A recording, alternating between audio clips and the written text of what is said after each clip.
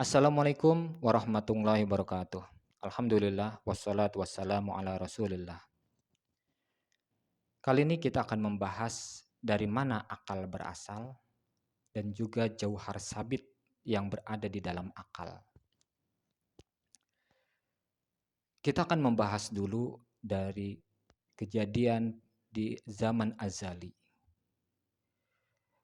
Ketika Allah memancarkan nur zat, yaitu nur ilahi atau cahaya Allah. Lalu dari nur zat ini memancarkan pancaran arbabul asma, yaitu asma ar-Rahman. Asma ar-Rahman ini kemudian dibungkus dengan hijabun nur. Karena asma ar-Rahman merupakan percikan nur, maka dia perlu dibungkus dengan hijabun nur. Lalu asma ar-Rahman yang dibungkus dengan hijabun nur ini masuk ke dalam alam ukul. Alam ukul itu tercipta dari pancaran akal kulli atau ruh kudus yang memenuhi alam lahut. Maka ketika hijabun nur yang membungkus asma ar-Rahman ini sudah masuk ke dalam alam ukul, kemudian alam ukul pecah. Begitu juga arbabul asma, asma ar-Rahman ini pecah. Sehingga terdapat akal yang berlimpah, yang mana di setiap akal di dalamnya terdapat hijabun nur yang membungkus asma ar-Rahman. Kemudian asma ar-Rahman ini disebut juga jauhar sabit. Jadi di dalam akal terdapat hijabun nur dan di dalam hijabun nur terdapat jauhar sabit. Akal ini masing-masingnya akan masuk ke tempat baina janibid dimag. Baina janibid dimag, yaitu tempat di antara dua belah otak yang secara sains disebut corpus callosum. Nah, seperti ini gambaran corpus callosum, yaitu tempat yang berada di antara dua belah otak. Secara rohani, dia adalah sebagai tempat bagi akal atau disebut juga dengan ruh nur aini yang berwarna biru laut. Kemudian hijabun nur yang membungkus jauhar sabit ini keluar dari akal, keluar dari tempat corpus callosum. Lalu hijabun nur berubah menjadi yang disebut ruh nur mahdi atau disebut juga hikmah. Ia masuk ke tempat yang disebut saraf God spot, yaitu materi berwarna abu-abu periaqueduktal terdapat di dalam batang otak. Jadi di situ terdapat saraf God spot, tempat ruh nur mahdi. Sedangkan jauhar sabit turun melalui sumsum tulang punggung atau sumsum tulang belakang, turun sampai tempat baina sulbi wat taroib, antara tulang pinggul dan tulang ekor. Di sini terdapat yang disebut seminal vesicle, yaitu tempat di mana air mani berada. Jauhar sabit di dalam seminal vesicle ini dibungkus oleh nafsu sufiyah, karena di situ tempat nafsu sufiyah, yaitu nafsu yang menyebabkan tumbuhnya hasrat yang besar, syahwat yang besar ketika bertemunya pasangan suami istri atau laki-laki dan perempuan.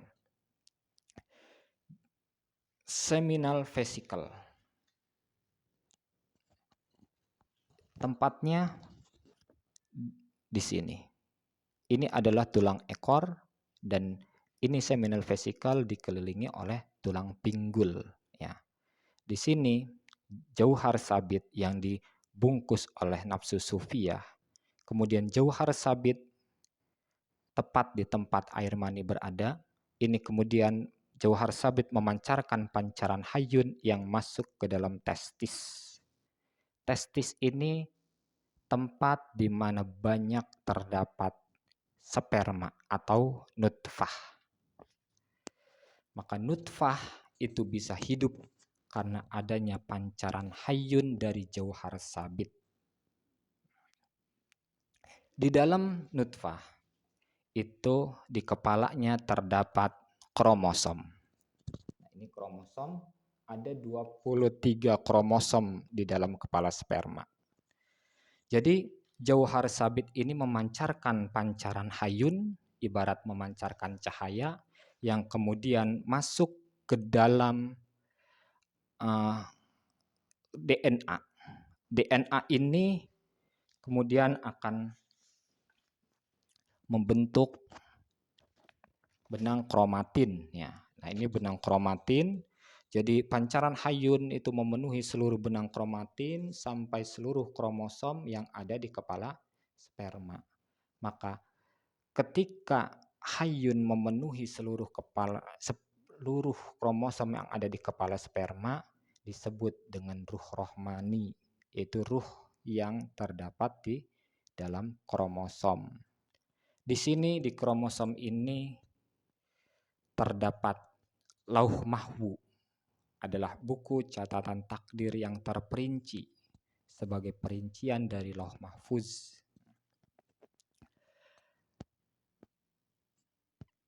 Maka jauhar sabit memancarkan hayun masuk ke dalam kromosom yang kemudian disebut ruh rohmani, lalu dari kromosom itu memantulkan pancaran hayun keluar dari kromosom sampai memenuhi seluruh sperma yang kemudian disebut dengan ruh idofi.